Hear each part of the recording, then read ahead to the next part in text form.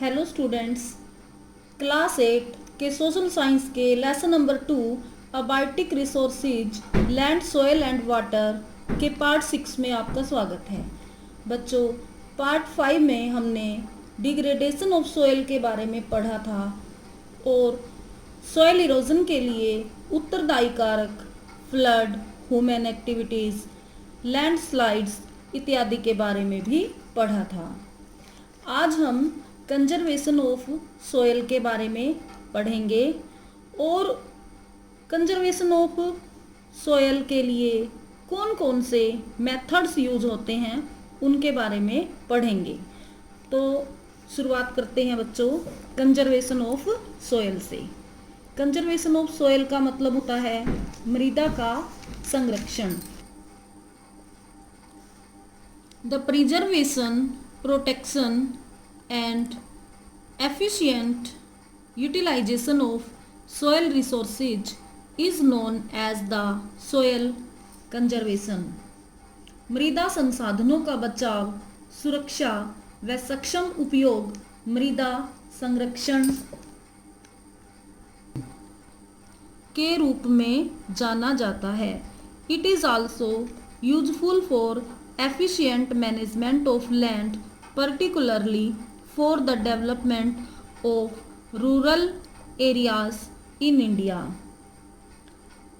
यह भूमि के उचित प्रबंध के लिए भी उपयोगी है, विशेष तौर पर भारत के ग्रामीण क्षेत्रों के विकास के लिए। Soil conservation is a praiseworthy effort made by man to prevent soil erosion in order to retain the soil fertility। भूमि कटाव को रोकने के लिए मृदा संरक्षण मानव द्वारा किया गया एक सराहनीय प्रयास है। It may not be possible to stop soil erosion entirely, but much can be done to reduce the rate of soil erosion। इसको पूर्ण रूप से समाप्त करना संभव नहीं है, परंतु मृदा अपरदन की दर को कम करने के लिए बहुत कुछ किया जा सकता है। Let us discuss some methods of soil conservation। आओ हम मृदा संरक्षण की कुछ विधियों पर विचार विमर्श करें। एफोरेस्टेशन।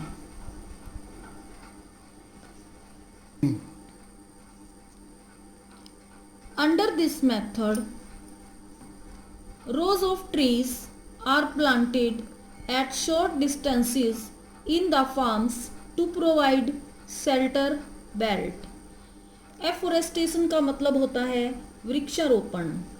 इस विधि के अंतर्गत खेतों में रक्षक मेखला उपलब्ध कराने हेतु थोड़ी थोड़ी दूरी पर वृक्षों को कतारों में लगाया जाता है। It is mainly used in the coastal and dry regions। इस विधि का प्रयोग मुख्य रूप से तटीय प्रदेशों व शुष्क प्रदेशों में किया जाता है। बच्चों, सिंपल वर्ड्स में इस विधि को समझते हैं।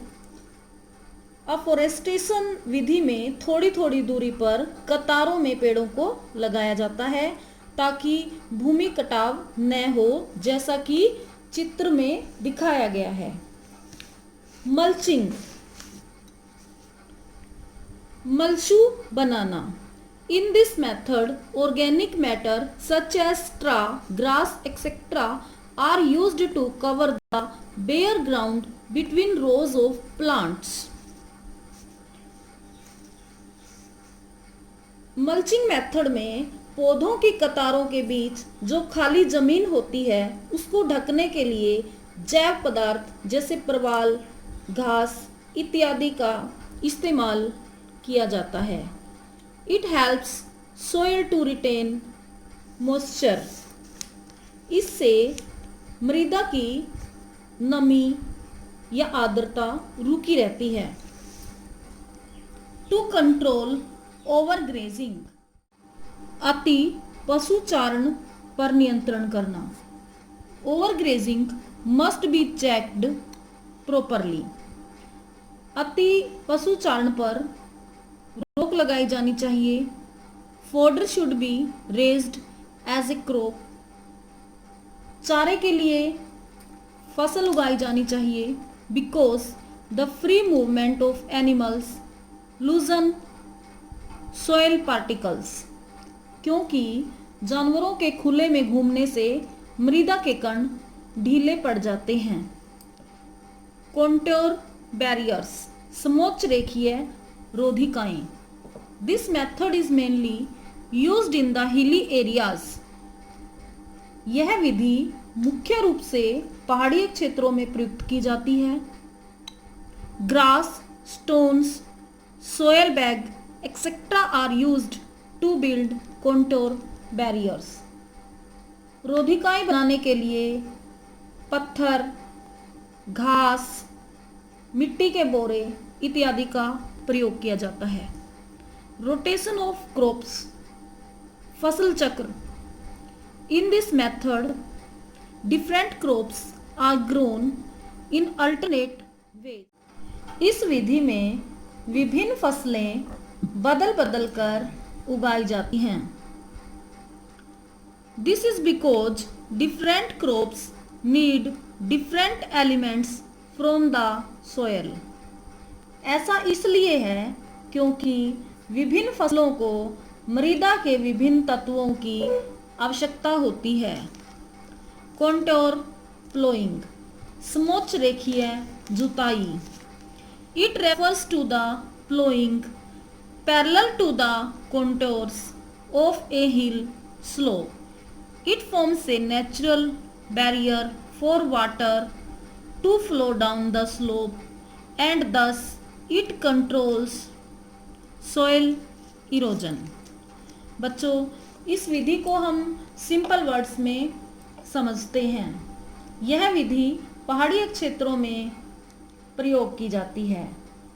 जब पहाड़ी क्षेत्रों में खेती बाड़ी की जाती है तो वहाँ पर सिंचाई की बहुत असुविधा होती है, क्योंकि वहाँ की भूमि समतल नहीं होती। जब पहाड़ों पर बारिश होती है तो पानी अपने साथ ढलानों की मिट्टी को बहाकर ले जाता है।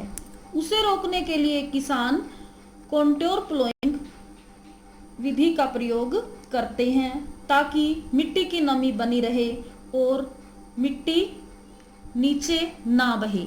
आप चित्र में इस विधि को देख सकते हैं। बच्चों, आज लेसन इतना ही पढ़ते हैं। अब हम very short answer types question करेंगे। Question number 1, list the factors responsible for soil formation. मृदा निर्माण के लिए उत्तरदायी कारकों की सूची बनाइए। आंसर: पेरेंट रॉक, जनक चट्टान, रिलीफ उच्चावच, क्लाइमेट जलवायु, टाइम समय, नेचुरल वेजिटेशन प्राकृतिक वनस्पति, wild life and micro organism जंगली जीवन और सूक्ष्म जीव। Question number 2, which two factors are responsible for land degradation. भूमि निम्नीकरण के लिए कौन से दो कारक उत्तरदायी हैं। Answer: 2 factors responsible for land degradation are. भूमि निम्नीकरण के लिए 2 उत्तरदायी कारक हैं। नंबर 1 डिफॉरेस्टेशन वनोन्मूलन, नंबर 2 ह्यूमन एक्टिविटीज मानवीय गतिविधियां। Question number 3, why are the land resources important. Write any 2। भूमि संसाधन क्यों महत्वपूर्ण है। कोई 2 बिंदु लिखिए।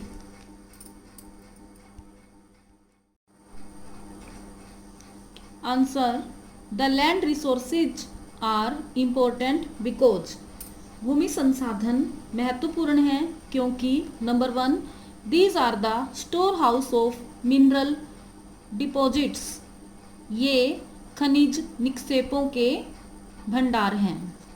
Number 2 these are the rich sources of timber and other products such as gum, resin, medicinal herbs etcetera.